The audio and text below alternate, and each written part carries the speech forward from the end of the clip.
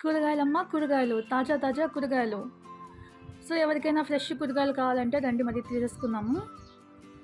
అసలు ఈ పచ్చిమిర్చి చూస్తుంటే మనం గూడా ఎప్పుడు పండిస్తామబ్బా! ఇన్ని పచ్చిమిర్చిలు కొనాల్సిన అవసరం లేకుండా అని అనిపిస్తా ఉంది.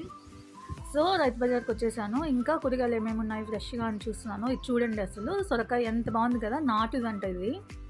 సో, ఇది ఒక్కటే ఉంది. ఇంక చిన్నదుందనేసి చెప్పేసి ఇంక తీసుకోలేదు. ఇంకా ఇది నార్మల్ సొరకాయలనమాట. మంచిగా లేతగా భలే ఉన్నాయి. పాయసం చేయొచ్చు కదా అని చెప్పేసి తీసుకుంటున్నాను.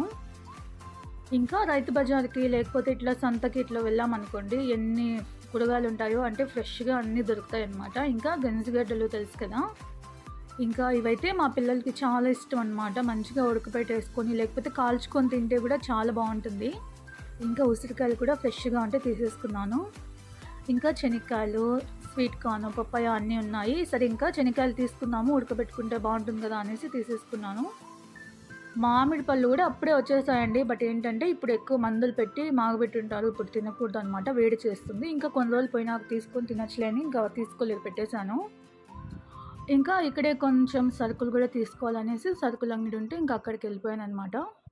అంటే చూస్తున్నాను నార్మల్‌గా సూపర్ మార్కెట్‌లో తీసుకుంటే క్వాలిటీ ఎట్లుంటాయి, ఈ క్వాలిటీ ఎట్లుంది అని చూస్తున్నాను. ఇది కూడా బానే ఉందండి. నార్మల్‌గా సూపర్ మార్కెట్‌లో ఉన్నట్టే ఉన్నాయి ఇవి కూడా క్వాలిటీ. సో, ఇంకా వాళ్ళేం లేదు ప్యాకింగ్ చేసి మంచిగా రేట్ అయితే ఎక్కువ పెట్టి అమ్మేస్తారు కదా! ఇంకా ఎండుమిర్చి, చింతపండు ఇట్లాంటివేమన్నా కావాలంటే నేను ఇట్లా రైతు బజార్‌కొచ్చినప్పుడే తీసుకుంటాననమాట. ఇంకా అన్నీ తీసుకొని వచ్చేస్తా ఉంటే ఇంకా ఎండలు బాగున్నాయి కదా! కొబ్బరి బొండం ఒకటి తాగేద్దాంలే అని చెప్పేసి ఇది కూడా మంచి రేట్ ఉంది. రూ. 60 అసలు. ఇంకెంతుంటే ఏముంది తాగాల్సిందే కదా! ఎండకని చెప్పేసి తీసుకొని తాగేస్తున్నాననమాట. ఇంకా అన్నీ తీసేసుకొని దాన్ని మోసుకొని ఇంటికైతే రావాల్సిందే. ఇంటికొచ్చి కాసేపు అలా పడుకొని లేచానో లేదో వెదర్ మొత్తం మారిపోయింది. సడన్‌గా పెద్ద వర్షం అసలు.